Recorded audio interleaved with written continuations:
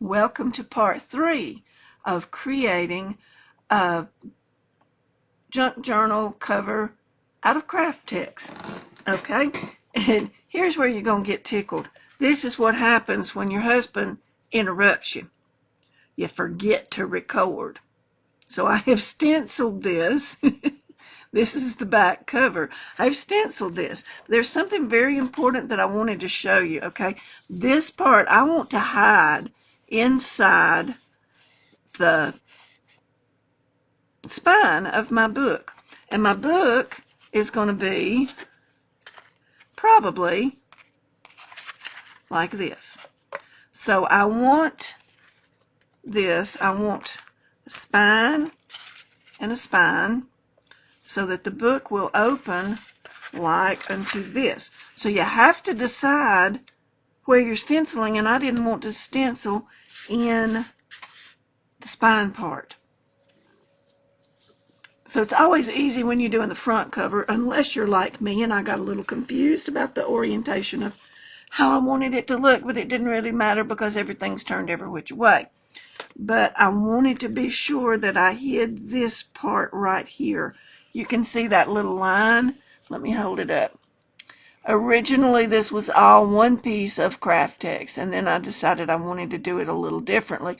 But I had already marked my score lines, and I messed up on this side, which is the basic reason I decided to do some stenciling, because I can hide this. So I cut everything apart and rethought my process. So now that we've got that out of the way, I've got that beautiful leaf stencil from Kerr's design going on. That's the Kerr Sizzix Studio series. Let's see if I can find out what it's called.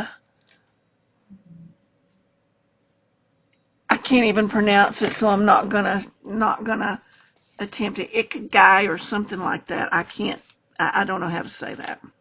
So I'm gonna clean my stencil up a little bit. The phone's ringing. Let me pause you. Okay, so now I've got my got this part stenciled. I want to come along and add some birds. Just selectively add some birds on here. So I'm going to show you how this thing works with the Stampin' Stencil registration tool. So I'm going to pull this up. I'm going to take off my little feather. I'm going to clean it up.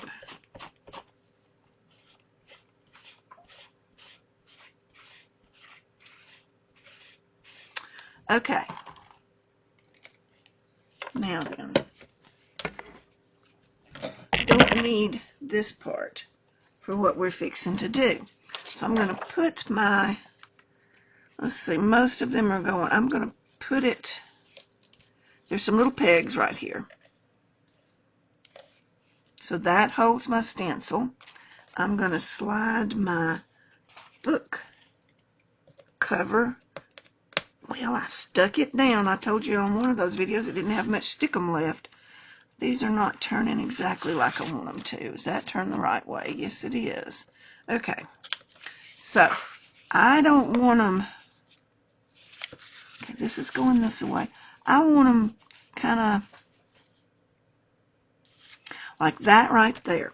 So my book cover is not going to be real straight. And I'm not going to be inking down here, and I'm not going to ink that one. So let's create some masks. Okay, I know I'm not going to be doing this, so I'm going to stick that down, and I'm going to give it a little tape for reassurance. Hold 1 minute. Okay, so I'm masking off this part of it so I don't accidentally stencil where I don't want it. And then I'm going to cover up the tip top of that one, and I'm just going to lay me a piece of tape over it, just like that. Okay, now I think what I want to do, how would I do that? I'm going to ink it, And then I'm going to attempt to emboss over the inking. Maybe I can do that. What color do we want them to be? We don't know, do we? I think they need to be gold. Okay. I'm going to look for my gold ink. Be right back. We're going to try the Lisa Horton Cloud 9 Copper Pot. It is premium dye-based pigment ink, so that should give us time to emboss if we decide we're going to do that. Because this is not really going to show up on there. But boy, when I lay that embossing powder on it, it should. Alright, that's on there. Let's do a lift and see. Yep, that's on there, good enough to emboss. Let's get our embossing powder. We're going to have to work quick. I don't want this to dry before we get everything.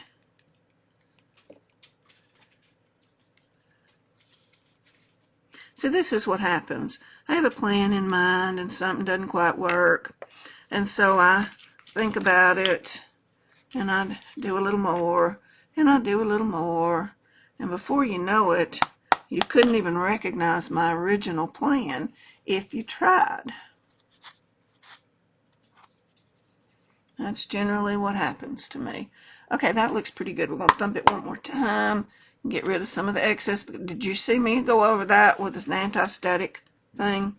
I didn't think so. Okay. I really do appreciate y'all joining me for part 3 of this little series. Okay. I got embossing powder on that, which I don't need to have on there. We're going to cover this up. We're going to cover our ink up. All right.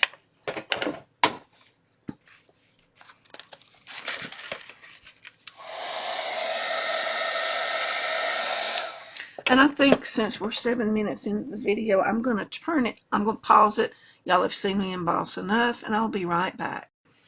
Okay, now I've got it embossed with little gold birds, but I think I need something right there. So I'm going to take this little plant, and I'm going to, Emma, is that really what I'm going to do?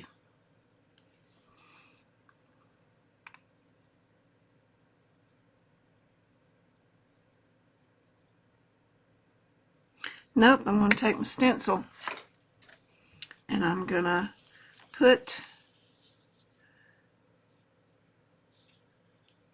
I'm going to come right in there.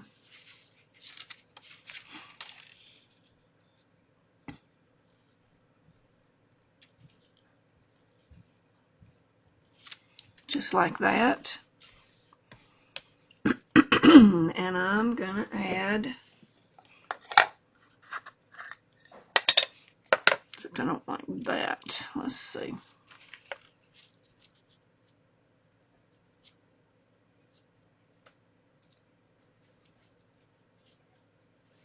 Yeah, we'll come right in there.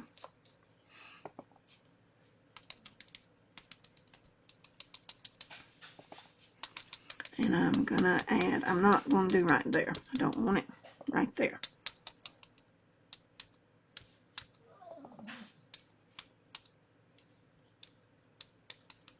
Once again, just because you have a plan in mind does not mean you have to stick to that plan. There's nothing etched in stone about being creative.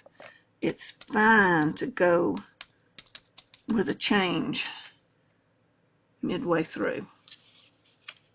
Yeah, that looks good. Okay,